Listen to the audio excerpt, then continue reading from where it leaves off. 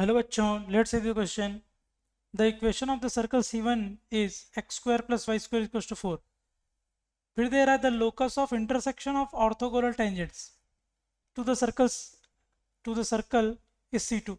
तो मतलब C1 पे जो ऑर्थोगोनल टेंजेंट्स का पेयर है उनका जो लोकस है वो सर्कल है C2 and locus of intersection of perpendicular tangents to the C2 is C3.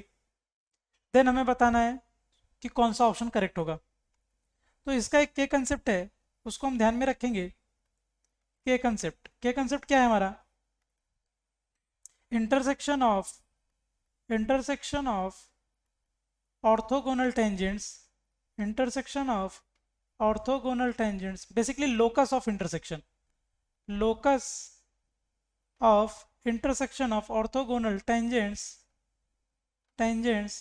Is director circle. And ये तो हमारी होगी पहली बात, first.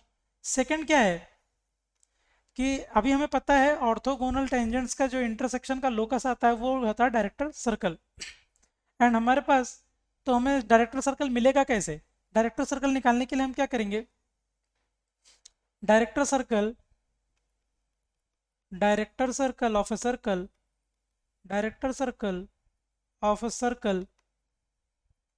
is a circle. Director circle of a circle is a circle.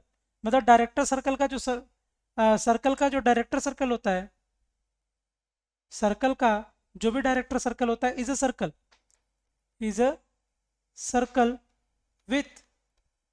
with same center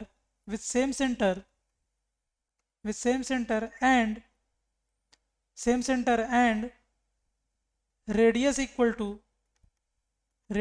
to root 2 times radius of circle.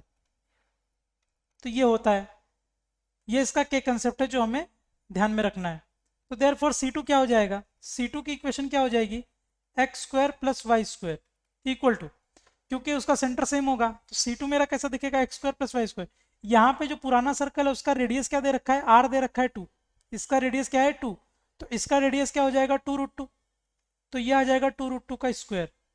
Therefore C2 क्या हो जाएगा मेरा? X square plus y square is equals to 8.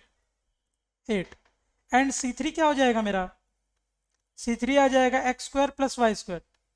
C3 क्या है? C2 का director circle होगा तो इसके रेडियस का √2 टाइम्स इसका रेडियस क्या है? C2 का 2√2. तो इसका √2 टाइम्स करेंगे तो क्या आ जाएगा? 4.